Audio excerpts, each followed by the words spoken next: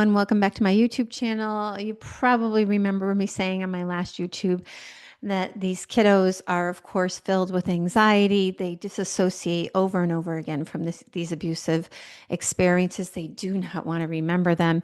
And of course, they're trauma bonded to these abusers. It's a neurological response in the brain. Oxytocin, the cuddle hormone, and other hormones do fortify a trauma bond. And these kiddos literally don't know how to separate sometimes, and they can have the most horrific experiences. It just feels safer in general to be with the more powerful parent. It doesn't mean that you don't have personal power as a protective parent, but it does mean that it's easier and it feels safer to be with this person. That being said, I promised you that I would talk about how to give them clarity, right? What are the ways that we can guide them towards understanding their experiences, right? So important. And so, one of the things that we can do is we can talk about what's happening in their body. So, for a long time, we spent too much time telling our children or making our children believe in some way that everything was okay. No big deal. We'll figure it out. Or dad's just a little angry or whatever it was. We did a good job of trying to protect them, right? That's all we were trying to do is protect them. But in that, we also, in some ways, disintegrated their intuition, took away their ability to really know what their body was feeling and to express it. And so oftentimes we have to bring them back to understanding what that is. So their father may show up late for a visit. I'm sorry that happened. How does that feel? Are you feeling that anywhere in your body?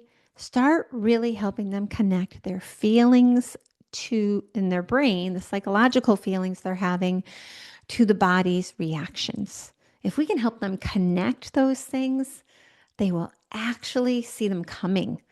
They will know where that anxiety is coming from. They will understand that, they pulled up to maybe their grandparents' house and they're feeling really uncomfortable about going into their grandparents' house. And they will know that this has happened before, right? And so, because their body tells them. So let's help them connect that, okay? The other thing that can help them get clarity is when maybe we don't disparage the abuser ever. We don't call out their bad behaviors, but we might say, I imagine that hurt. Or, gosh, I'm really sorry that happened. I think that I would be sad if that happened to me, right?